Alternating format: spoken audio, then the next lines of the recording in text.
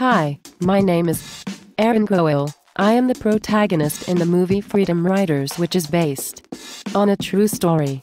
I am a first-year teacher who teaches a freshman and sophomore class of impoverished youths in 1992 Long Beach, California. Hi, I represent her ethnically diverse and low socioeconomic student body that make up Miss Groel's class.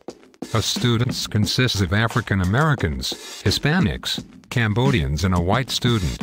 The reason there is only one of me is that Drew is not a paying member of Extra Normal and is therefore unable to add more students.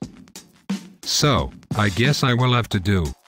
When I arrive at Woodrow Wilson High, I am surprised to find that the faculty doesn't care about the poor students and that the students are disrespectful towards me. We don't trust authority cause they have earned our respect. Where we live, our gang members is our family and we are all about repping our people till we die.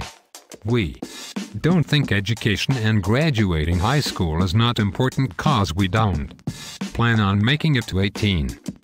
At first the students were not responding to me, but finally I found the right combination of teaching philosophies to get the students interested in my class. The first philosophy I used was progressivism. Man, at first I wasn't feeling her class, but then she started using Tupac to teach us about poetry and access to talk about our own lives in class, and she gave us a book about a gang member and I was like, okay, I can relate to this.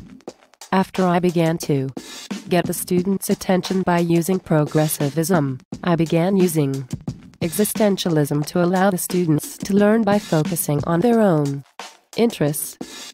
I never really liked English homework, but Miss G gave us these journals and said we could write about whatever we wanted, and I was like, man, if I can write about what's important to me, then it ain't even feel like work, After the students had finished their book on the gang member and were accustomed to the practice of writing in journals and diaries, I then used the progressivism to teach the students about the Holocaust.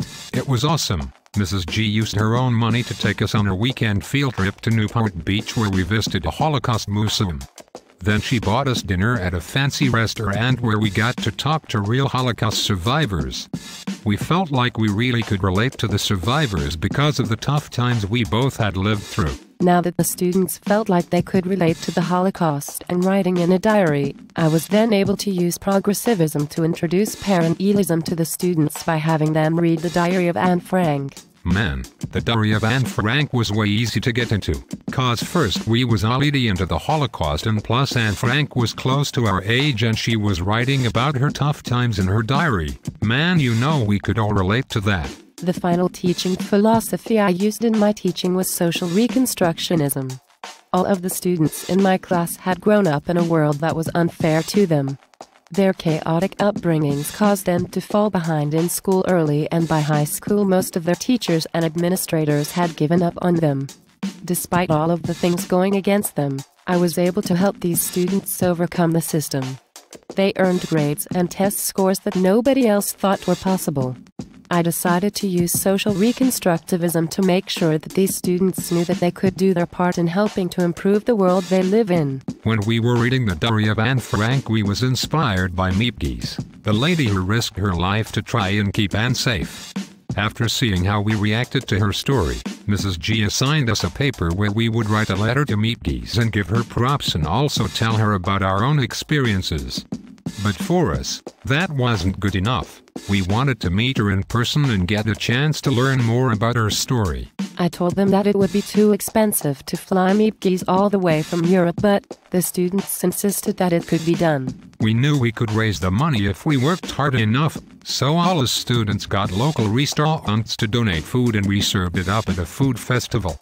We were able to raise enough cash to get to meet Meepgees in person. After meeting Meepgees, the students were so inspired that they wanted to learn more about social reconstructionism.